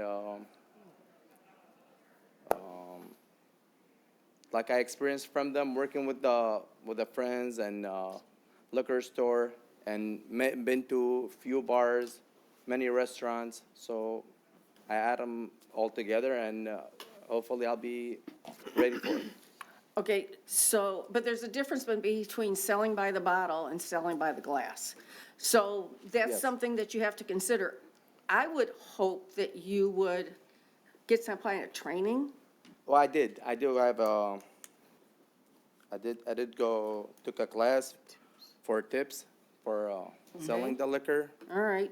So, And the other thing, has this license, the transfer, already been approved by the state? yes, It has been approved by the state? Yes. So the action tonight will mean pretty much anything, nothing, because if the state approved it, it goes through. You're just here as a courtesy to let us know that you're going to put a liquor license in this restaurant. Correct. And did the restaurant have a liquor license before? yes, Okay, it's transferred.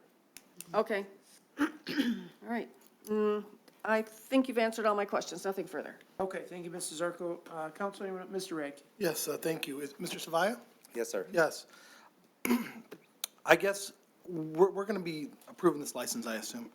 But that corner, not your business, obviously, but that corner has had historically some issues with Correct. people who were not serving the public properly, who were staying open a little bit later. I'm not blaming you for this, because you're a Correct. new owner. Correct. But I think that there is some concern. We want to make sure it's a good business that benefits the community and is not violating the law.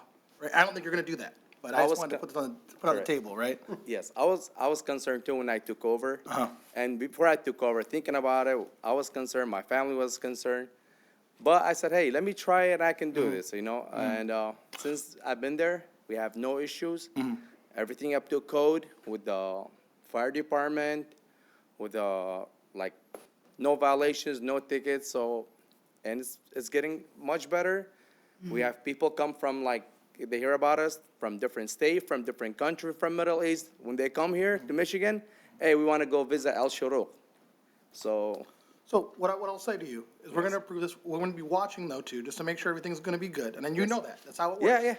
And we just hope that your business is successful, that you have a good clientele, and that you make sure you stay within the bounds of the law. Because if not, we've enforced in other restaurants in that area before. you know what? That's the right thing to do. If you don't do it right, you have every right to not have it there. Right. So we're going to wish you much success, and Thank you. we appreciate your hard work and making sure that And you guys are welcome to come and stop by, try our food. I'll be happy to serve you guys. Okay, that's all I have, Mr. Mayor. All right, thank you very much, Mrs. Schmidt. Mayor Taylor, thank you. Through the chair to Mr. Savaya. Yes. You did not submit a sample of your menu. So can you tell me, is it going to be a full restaurant, or are you just going to have bites, or what is your plan for food? We have a lot of food, but mostly is like Middle Eastern food, because that's where our customers come from. Right. But full dinners?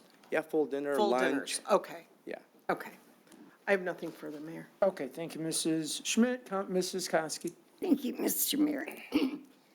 Just one question for you. I see here that you have a dance entertainment permit. Yes. Do you plan on having an extension there with the banquet hall? Well, I thought about it, and it's a good idea to have it because of the issues that were there before. They had to choose to make it smaller, like less people, seated people. So right now, I do have a lot of, if you guys know about, about Chaldean community, there's a lot of communions going on, baptism, and we've been getting few parties, but I can only allow like about 130 and less people.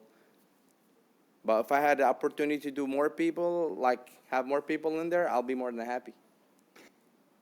I was familiar with the restaurant about 20 years ago, so help me out a little bit. Okay. There's the restaurant portion where you're going to be serving food and so on. Yes. With the dance permit, do you have an area in that section for dancing, or is it the unit next door going east? Well, there's the dancing, the stage. It's not separate, but like people can still come in as a customer. The only time we won't serve them if we have over 130 people, and we just put them on the list and get their phone number and call them if we have room for them. But since I've been there, we never had that problem. Usually it's less than 100 people that come in and book with us. But there is room for customers, and there's room for people that are at the, for the party. Okay. Are you going to use the unit to the east as part of that, part of the restaurant is my question.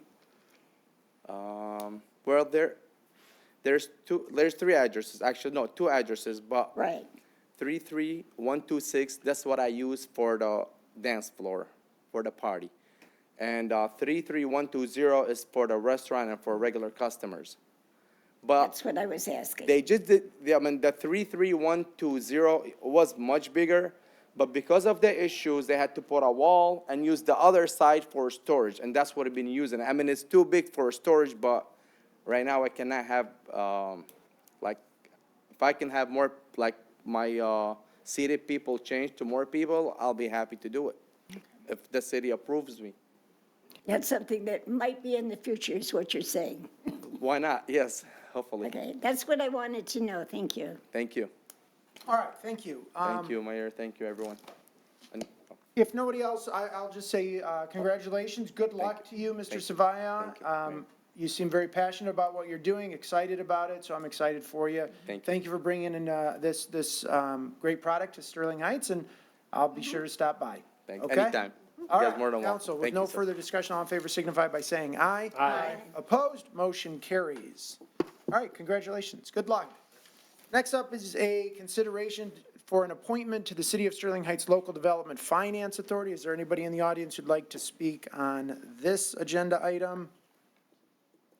If not, okay, we have the one final appointment, and I'd like somebody to make the appointment of Riley Maher. Mayor Taylor? Mrs. Zarko. Resolved to appoint Riley Maher to the Local Development Finance Authority to a term ending June 30th, 2028, subject to the appointee meeting the qualifications set forth in Charter 4.03 and taking the oath of office within 2 weeks. Support. It's been moved and supported. Any discussion? No discussion. Okay, I've known Riley for a while now. Great young man. He serves on a number of our boards and commissions. I reached out to another applicant who isn't on a board yet, and he never contacted me back, so I met with Riley recently, he expressed interest. He'll make a great fit on this board, so I appreciate the nomination. Council, with no further discussion, all in favor say aye. Aye. Opposed, motion carries. All right, that completes that portion of our agenda tonight. We'll move on to communications from citizens. Is there anyone who'd like to speak on any item not on tonight's agenda? Mr. Nelson.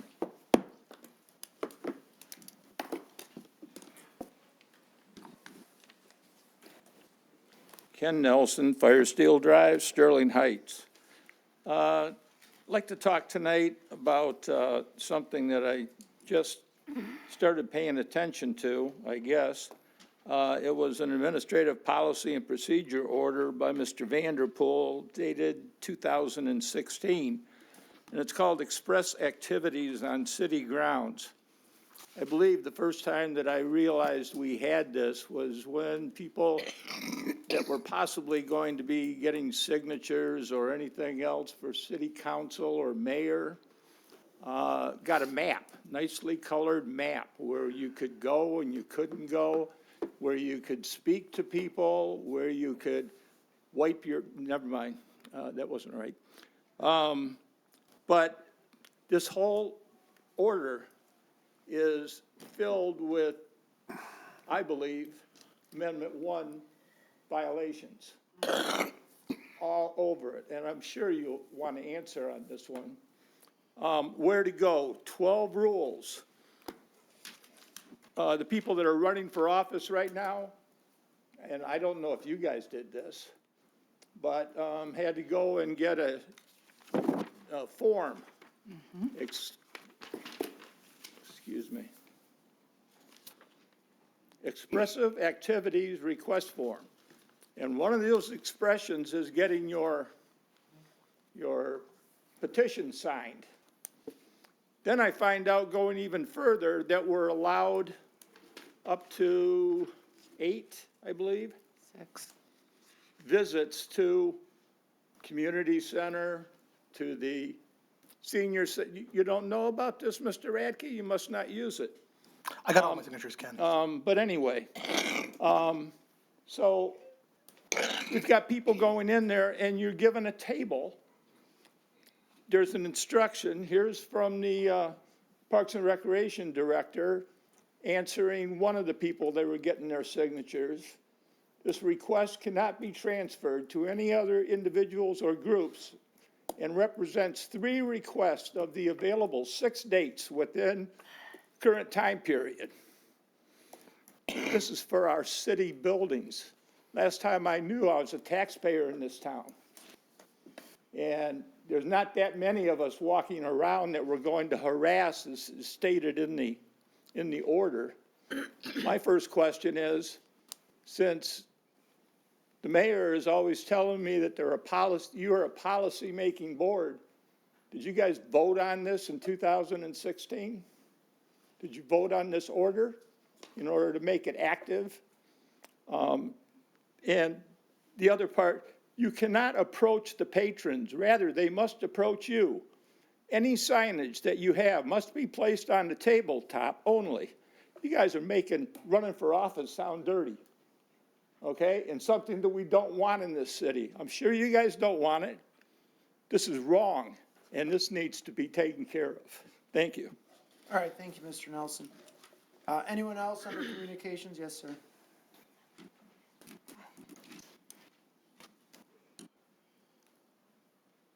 Good evening, Council. Ronnie McCabe, Maple Lane Drive. I haven't been to a council meeting in probably 13 years when Mayor Noddy passed away. It's good to see some of you, some new faces I haven't seen, but I know I emailed you guys, so I appreciate the responses and everything. I have a request for the city budget for the 25-26 fiscal years to have 16 mile from Van Dyke to Utica Road to be possibly added into the budget. Could you repeat that? I'm sorry. To have the 16 mile, to have street lighting installed between Van Dyke and Utica.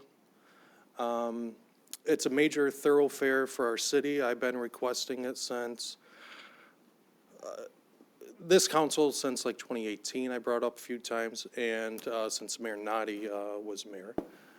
So I'd appreciate it if you guys can look into it, and thank you. All right, thank you, sir.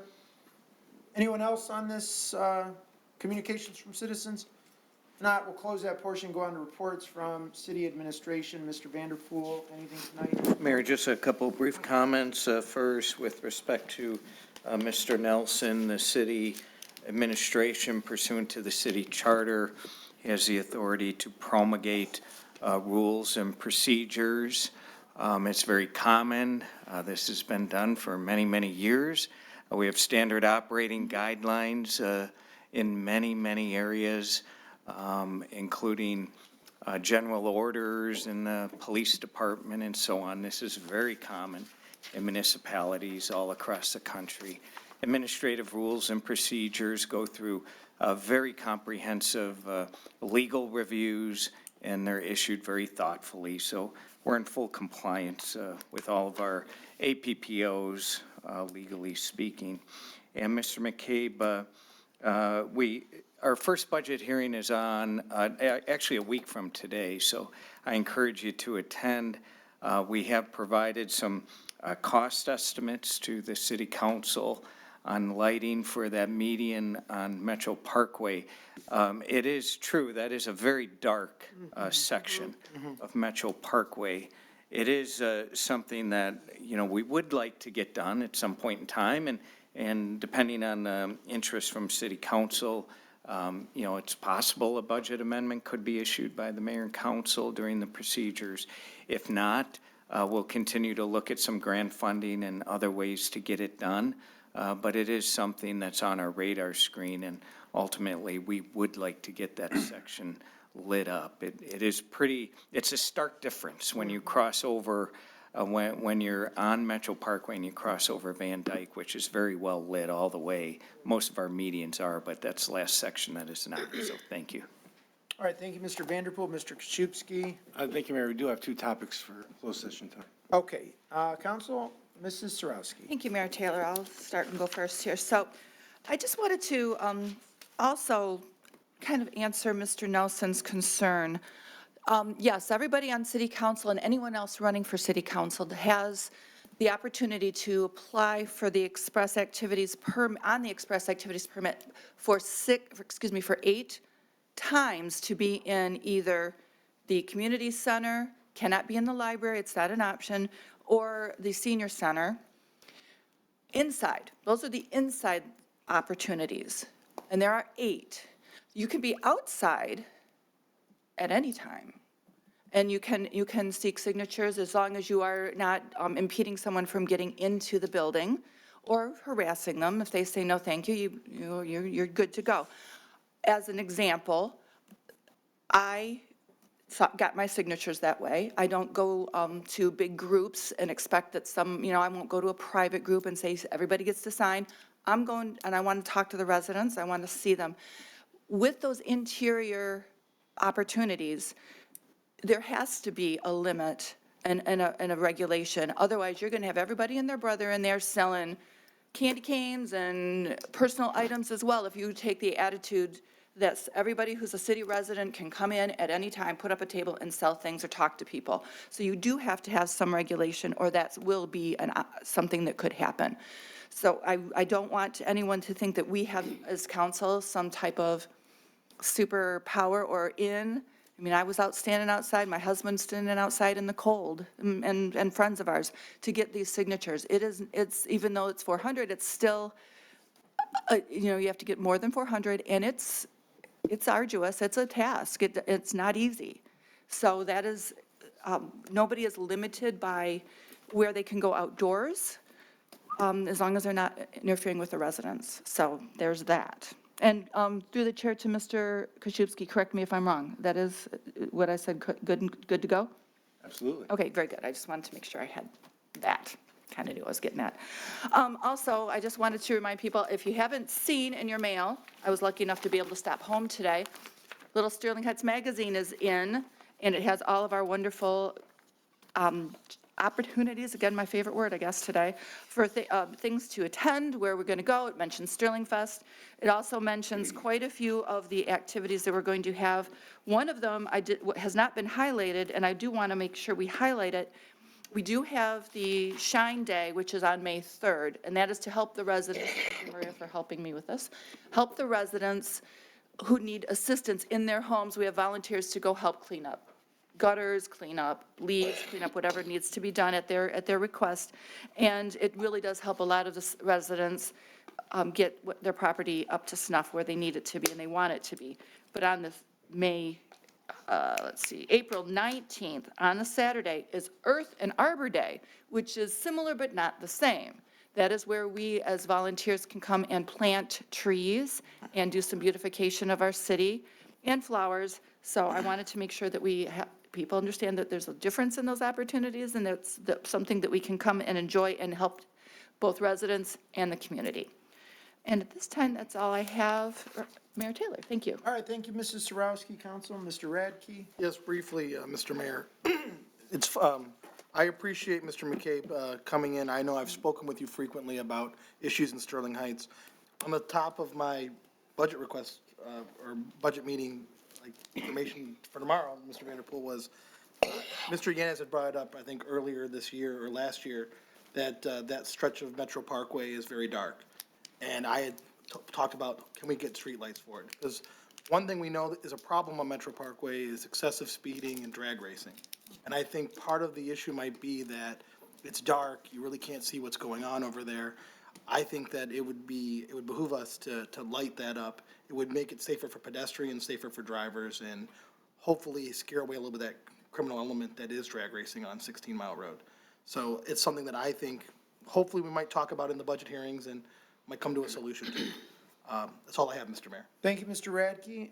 Mrs. Zarko? Mayor Taylor, staying on the subject of the lighting on Metro Parkway, through the chair to Mr. Vanderpool, would the county have to participate, in that, in the lighting project as far as because it is a county road, so we don't have to foot the whole bill for it, do we? Through the chair. Mr. Vanderpool. Thank you, Mayor. Councilwoman Zarko, unfortunately, the lighting is our responsibility, and the county does not participate. Okay. Thank you. Nothing further. Thank you, Mrs. Zarko. Anyone else? Mayor Taylor, Mrs. Schmidt. just briefly, what day was it? Sunday that the big storm blew through? And the emergency sirens went off. And a lot of people seemed very confused because back in the 60s and 70s and 80s, those sirens only went off when there was a tornado. So when did the county, and it went off everywhere, it went in the Tri-County area, people were posting about why are the sirens going off. When did that change? And I guess people were just surprised that it was for a severe storm warning. And if I could just add, it had my son Teddy very freaked out. Because he's saying the siren's going off, we got to get in the basement. Yeah. It's a tornado. And I said, well, Mr. Vanderbilt says it's just a thunderstorm warning. Okay. He wasn't sure why he should believe you. You can explain to him now. Thank you, Mayor. So Teddy, there were no tornado sightings whatsoever. So the sirens were not sounded for that reason. And Councilman Schmidt, you're correct. In the old days, they were only, and I don't know the exact year when this changed, but it was more a best practice aligned with the National Weather Service. So now, whenever there is a thunderstorm warning and straight line winds of 70 miles an hour or more, the sirens are sounded. So that is a standard now that's across the metro area. It does not have to be a tornado warning or the like. It's a simple thunderstorm warning with straight line winds over 70 miles an hour. Now, sometimes to gauge a 70 mile an hour wind can be a little subjective, but that it has to definitely be those conditions. And that's what happened this weekend. And thankfully, though, there was no significant damage in Sterling Heights. We had only a minor power outage that affected just a couple of homes. But considering the fact there were, tens of thousands of people without power across the metro area, we were unscathed, thankfully.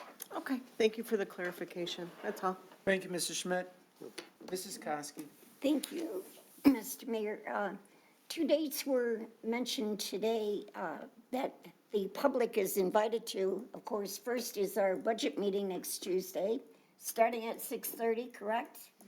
And the residents are welcome to come and hear what part of our budget is all about, and of course, to make any suggestions to us. And the other, and this was on the agenda tonight, Mr. Mayor, but I'm going to say it anyway, April 16th at 9 a.m., we're going to have another special meeting. And Mr. Vanderpool, what exactly is that going to be about? Mr. Vanderpool. Thank you, Mayor. Councilwoman Koski, the April 16th special meeting is centered on an exciting economic development partnership, which we've been working on for quite some time. It'll be centered on the defense sector, and it'll highlight new ways that we're protecting and growing the defense assets in the area here. So we look forward to talking about the program in earnest and look forward to the council feedback. Thank you. Thank you. Thank you, Mrs. Koski. Mr. Yanis. Thank you, Mr. Mayor. So a couple of things. One, as far as the sirens go, straight line winds of 70 miles an hour are just as dangerous as a tornado. Don't be fooled by the fact that they're called straight line winds. If you can uproot a tree can fall and it can land on a house, a car, a person, what have you.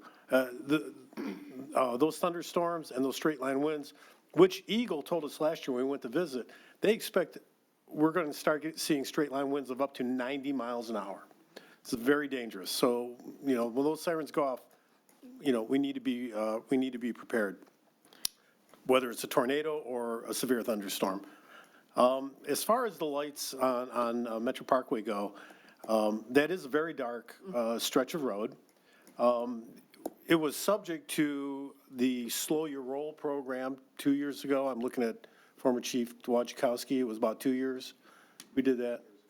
And because I can hear the speeders from my bedroom, even with the windows closed, and I'm about a half mile away, it's usually between 5 and 6 o'clock in the morning when I addressed that to then Chief Wojciechowski, he told me that a lot of the speeding is people going to work at the auto plants early in the morning. Those are not drag racers. Those are people who are late to work. Wow. But the fact of the matter is, as dark as it is in that stretch, we are very fortunate no one has hit a deer, a dog, a person, right? So, I know that we're responsible for those lights.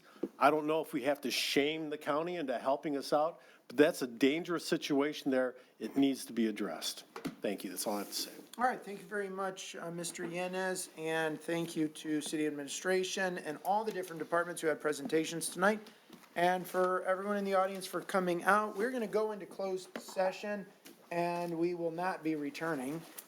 So this is it for tonight. Thank you, everybody, and I would entertain a motion to adjourn into closed session. So moved. Support. It's been moved and supported. Can we have a roll call vote? Ms. Riska? Mr. Yanas? Yes. Mrs. Yarko? Yes. Mrs. Kosky? Yes. Mr. Radke? Yes. Mrs. Schmidt? Yes.